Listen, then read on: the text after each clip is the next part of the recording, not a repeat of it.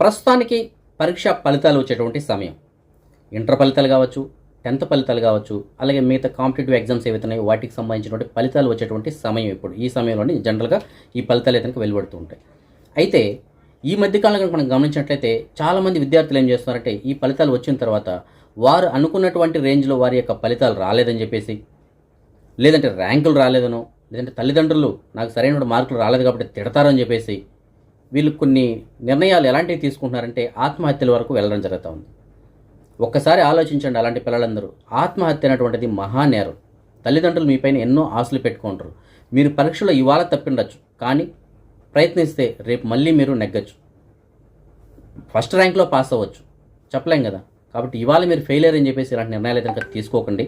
So వీటికి ఒక reason పిల్లల వైపు నుంచి తప్పుంటే, ఇంకొక వైపు మన వైపు నుంచి, అలాగే టీచర్స్ అంటే ఉపాధ్యాయులు ఎవరైతే ఉన్నారో వారి వైపు నుంచి కూడా తప్పు ఉంది.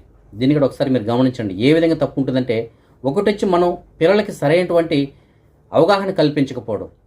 ఎప్పటికప్పుడు నైనా నువ్వు ఇలా చదువు, అలా చదువు, వాళ్ళతోటి వీళ్ళతోటి పోల్చడం. వాడు బాగా చదువుతున్నాడు, నువ్వెందుకు చదవట్లేదు, నీకెందుకు ర్యాంక్ రావట్లేదు, నువ్వు ఇన్ని మార్కులు రావాలి, నీకు అన్ని మార్కులు రావాలి, మార్కులు రాకపోతే నీ పని చూస్తా, నీ అంతు పడతా. సో ఇలాంటివి ఎన్నో తిడుతుంటారు పిల్లల్ని. సో అది తల్లిదండ్రులు చేస్తున్నటువంటి మొదటి తప్పు. పిల్లలకి ఎలా చెప్పాలి, నైనా నువ్వు కష్టపడు, చదువు, మార్కులు వస్తాయి అని చెప్పేసి అది ప్రోత్సహించి, ఒకవేళ మార్కులు రానట్టయితే మళ్ళీ ట్రై చేద్దాం, కానీ నీ వంతు నువ్వు నీ కృషి వరకు నువ్వు ట్రై చేయి. నువ్వు ఎంతవరకు అయితే చదవగలవు అంతవరకు చదువు, నీ శ్రద్ధ అంతా దానిపైన పెట్టు అని చెప్పేసి మనం ప్రోత్సహించాలి, కానీ వారిని నిరుత్సాహపరచకూడదు, అలాగే ఇతరులతో పోల్చకూడదు. సో ఇది జనరల్గా ఒక పాయింట్ మాత్రం నేను చెప్పడం జరిగింది. ఇలాంటి చాలా పాయింట్లు ఉంటాయి తల్లిదండ్రుల వైపు నుంచి తప్పు. తల్లిదండ్రులుగా వాళ్ళు పిల్లలు బాగా చదవాలి, మార్కులు రావాలనేటువంటి తపనైతేనికి ఉండొచ్చు, అది మంచిదే. కాకపోతే వారిని మరీ ప్రెజర్ ఎక్కువ పెట్టకూడదు పిల్లలపైన. నెక్స్ట్ రెండో పాయింట్, ఉపాధ్యాయుల నుంచి ఎలాంటి ప్రాబ్లం ఉంటుందంటే, ఉపాధ్యాయులు ఈ రోజుల్లో ఎలా ఉన్నారంటే, అందరూ అని చెప్పట్లేదు, దయచేసి కొంతమంది ఉపాధ్యాయులకు మాత్రం నేను తెలియజేయడం జరుగుతుంది. ఇప్పుడున్నటువంటి విద్యా సంస్థలు ఎలా ఉన్నాయంటే, ఆ విద్యా సంస్థలో ఉన్నటువంటి పిల్లలు ఏ ర్యాంకులో పాస్ అయ్యారు, ఎంతమంది పాస్ అయ్యారు అనేటువంటిదే చూస్తున్నారు తప్ప, వాళ్ళు విద్య అనేటువంటిది ఏ విధంగా అభ్యసిస్తున్నారు, వారు ఎంతవరకు దాన్ని బుర్రలోకి ఎక్కించుకున్నారు అనే దాని గురించి ఆలోచించట్లేదు. వాళ్ళు చెప్పేటువంటి పాఠాలన్నీ కూడా బై హార్ట్ అంటే కంఠపాఠం పడుతున్నారు తప్ప దాని మ్యాటర్ని తెలుసుకోవట్లేదు. ఈ సంవత్సరం చదివినటువంటి పాఠాలు రేపు సంవత్సరం అడిగితే వాళ్ళకి గుర్తుండదు.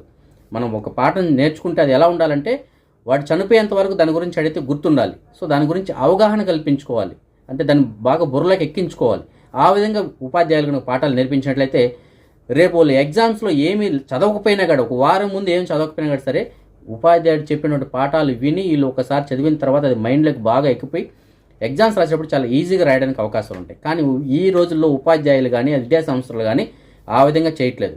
నువ్వు ఇన్ని మార్కులు తేవాలి, ఈ విధంగా చదవాలి, ఇంతే వాటి గురించి చెప్తున్నారు తప్ప వాళ్ళకి మోటివేషన్ క్లాసెస్ అనేటువంటిది మర్చిపోతున్నారు. కంపల్సరీగా మోటివేషన్ క్లాసెస్ ఉండాలి. నైనా నువ్వు చదువుతున్నావు, సో ఈ విధంగా చదివిన తర్వాత నీకు ఇన్ని మార్కులు రావచ్చు. ఎందుకంటే విద్యార్థులు అందరికీ ఒకేలాగా మైండ్ సెట్ ఉండదండి. ఒక 100 మంది విద్యార్థులు ఉంటే 100 మందిలో ఒకరిద్దరు టాపర్ రావచ్చు, మిగతా వాళ్ళకి తక్కువ మార్కులు రావచ్చు. సో తక్కువ మార్కులు వచ్చిన వాళ్ళని మిగతా వాళ్ళతో పోల్చడం కానీ, అలాగే తక్కువ మార్కులు వచ్చిన వాళ్ళు ఏం చేస్తారంటే, వాళ్ళతో నన్ను పోల్చారు కదా, అన్ని మార్కులు నాకు రాలేదు కదా అని చెప్పేసి వీళ్ళు ఏదన్నా ఆత్మహత్య లాంటివి చేసుకోవడానికి కూడా అవకాశాలు ఉంటాయి. కాబట్టి మోటివేషన్ ఉండాలి. సో మోటివేషన్ క్లాసెస్ ఎలా ఉండాలంటే ఎగ్జాంపుల్స్ కూడా ఉండాలి వాళ్ళకి. సో పిల్లలు, మీరు ఈ విధంగా ప్రయత్నం చేస్తున్నారు, చదువుతున్నారు, సో మీ జ్ఞాపక శక్తి ఎంతవరకు అయితే ఉంటుందో, మీ నాలెడ్జ్ ఎంతవరకు అయితే ఉంటుందో అంతవరకు మీరు ఎగ్జామ్స్ రాస్తారు, అన్ని మార్కులే రావడం జరుగుతుంది. కాకపోతే దాన్ని పెంపొందించుకోవడానికి మీరు ఏం చేయాలి, ఉపాధ్యాయుల నుంచి మీరు ఎలాగ వారి యొక్క సూచనలు సలహాలు తీసుకొని మీరు బాగా చదవగలగాలి. సో ఇలాంటివి చెప్పాలి. ఒకవేళ మీరు పరీక్షల్లో కనుక ఫెయిల్ అయినట్లయితే అలాంటప్పుడు ఏం చేయాలి, సో వాళ్ళు నిరుత్సాహపడకుండా మళ్ళీ అటెంప్ట్ చేయడం, నెక్స్ట్ మళ్ళీ పాస్ అవ్వడం, ఇలాంటి వాటి గురించి వాళ్ళకి తెలియజేయాలి. కానీ అలాగే తల్లిదండ్రులు ఏ విధంగా కష్టపడుతుంటారు వీళ్ళ చదువు గురించి, సో తల్లిదండ్రులు కూడా దృష్టిలో పెట్టుకొని వీళ్ళకి కొన్ని మోటివేషనల్ స్పీచెస్ కానీ ఇచ్చినట్లయితే పిల్లలు భవిష్యత్తులో ఒకవేళ వాళ్ళు చదువు పూర్తిగా రాకపోయినా, ఫెయిల్ అయిపోయినా సరే, వేరే మార్గంలో ఎలాగ వాళ్ళ జీవితంలో ఏ విధంగా పైకి రావాలి, జీవితం గురించి ఏం తెలుసుకోవాలి. ఎందుకంటే చదువు ఒకటే జీవితం కాదు, చదువు లేకపోయినా కూడా బాగా పైకి వచ్చిన వాళ్ళు ఉన్నారు. సో లైఫ్ని ఏ విధంగా లీడ్ చేయాలనేటువంటిది ఉపాధ్యాయులకు బాగా నేర్పించాల్సి ఉంటుంది. సో ఎందుకంటే ఈ రోజుల్లో చదువు ఒకటి తప్ప లైఫ్ ఎలాగ బతకాలి అనే దాని గురించి నేర్పించట్లేదు. ఎంతసేపటికి చదువే. ఒకవేళ చదువు వదిలేసి బయట వచ్చారనుకోండి, పలానా బస్సు ఎక్కి పలానా దగ్గరికి వెళ్ళినా అంటే అది కూడా తెలియనటువంటి విద్యార్థులు ఉన్నారు. అంత అవగాహన లేని, లోకజ్ఞానం లేనటువంటి విద్యార్థులు ఉన్నారు. చదువు తప్ప ఇంక వేరే ఏం తెలియదు అనమాట వాళ్ళకి. సో చదువు ఉండాలి, కాకపోతే దాంతోపాటుగా లోకజ్ఞానం ఉండాలి. అలాగే ఇలాంటి మోటివేషనల్ స్పీచెస్ ద్వారా వారి యొక్క ఆత్మస్థైర్యాన్ని కూడా పెంచుకోగలగాలి. సో అలాంటి విద్య కావాలి ఈ రోజుల్లో. కాబట్టి దయచేసి ఉపాధ్యాయులు కూడా వారి యొక్క విద్యా సంస్థల్లో మోటివేషనల్ క్లాసెస్ అనేటువంటిది ఒక పార్ట్గా తీసుకురావాలని చెప్పేసి నేను ఏదైనా ఆశిస్తున్నాను. అలాగే తల్లిదండ్రులు కూడా విద్యార్థులపైన ప్రెజర్ పెట్టకుండా వారిని చదువులో ప్రోత్సహించండి తప్ప వారిపైన ప్రెజర్ తీసుకొచ్చి విద్యార్థులు మీకు దూరం అయ్యేలాగా మీరు మాత్రం చూసుకోకండి. సో ఇది నా యొక్క చిన్న కోరిక, అలాగే విన్నపం. సో దీన్ని మీకు నచ్చినట్లయితే కనుక ఇతరులకు షేర్ చేయండి. మీకు నచ్చినట్లయితే కామెంట్స్లో తెలియచేయండి. బాబు నువ్వు చెప్పింది నాకు నచ్చలేదు, ఇది మంచి పద్ధతి కాదు అని మీకు అనిపిస్తే కనుక కామెంట్లో తెలియచేయండి. నచ్చితే లైక్ చేసి మీకు తెలిసిన ఫ్రెండ్స్కి అయితే కనుక షేర్ చేయండి.